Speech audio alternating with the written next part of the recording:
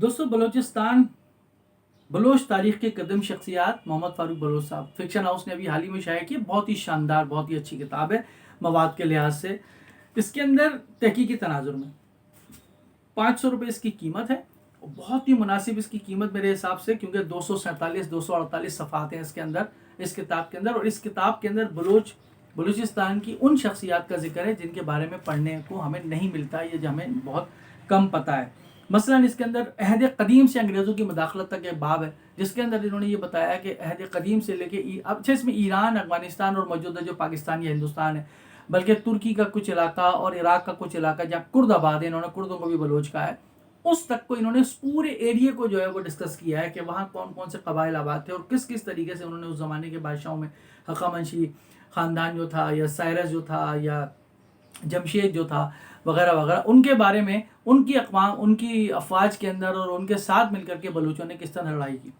اس کے اندر جو ہے وہ درفش کاویانی جس نے جو ہے وہ بغاوت کی تھی, بڑی زبردست, اس کے بارے میں ڈیٹیل موجود ہے. بہرام چوبی, بہرام میرانی کرد, تابال, ابرداد مید.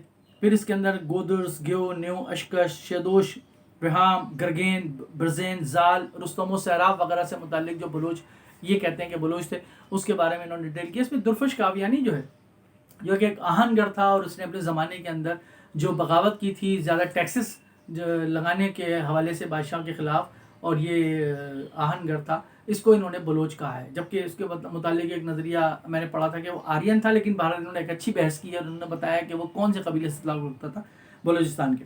پھر سیستان کے قدیم اور نامور بلوچ, حمزہ سیستانی, میر علی زنگی, ابو سعید البلوسی. آپ کو معلوم ہے کہ عرب جب آئے تو عربوں نے جو بلوچستان کے بارے میں لکھا ہے اس میں چونکہ عربی میں نہیں ہوتا, وہ سین استعمال کرتے ہیں یا سوات استعمال کرتے ہیں, تو کوچ و بلوچ وغیرہ یہ تمام نام جو ہے وہ استعمال کیے گئے بلوچ کے لیے. حسنویہ, ابو عبداللہ مری, ابو عبداللہ بریدی, ملک سارار, شہید بلانوش بلیدی وغیرہ. پھر تالپور قبیلے کے جو جانبازوں کی سچی داستان حیات انہوں نے یہ لکھی ہے. میر بہرام تالپور ہے, نجف علی خان ہے, جنرل گوشو لوڑی ہے, کادو مکرانی ایک بڑا زبردست کردار ہے, اختر بلوچ صاحب نے بھی اس کے بارے میں لکھا, بہت سارے لوگوں نے لکھا کادو مکرانی کے بارے میں.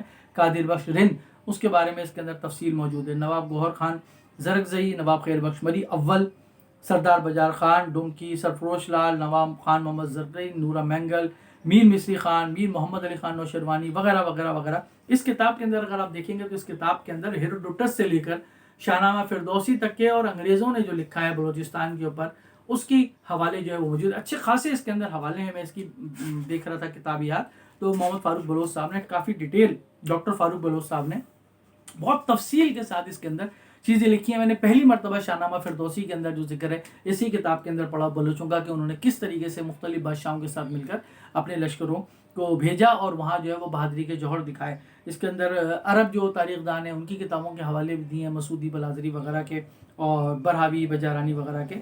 اور اس کے علاوہ جو انگریزوں نے کتابیں لکھی ہیں اس کے حوالے سے بھی ہیں, اور اس کے علاوہ جو قدیم کتابیں جیسے ہیروڈوٹس وغیرہ نے لکھی ہے یا شاہنامہ فردوسی کا ہے اس کے حوالے سے بھی اس کے اندر موجود ہے. امید ہے کہ آپ یہ کتاب ضرور پڑھیں گے. بلوچستان کی قدیم شخصیات, اس کے اندر بلوچ تاریخ کی قدیم شخصیات, بلوچستان کی قدیم شخصیات, فکشن ہاؤس نے بھی یہ شائع کی ہے. یہ کتاب مواد کے لحاظ سے آپ کو بالکل نئی معلوم ہوگی, اور اس میں بہت ساری ایسی شخصیات کا ذکر بھی آپ کو پڑھنے کو ملے گا جن کے بارے میں آج تک ہم نے کبھی پہلے نہیں سنا ہے. امید ہے کہ آپ یہ کتاب ضرور پڑھیں گے.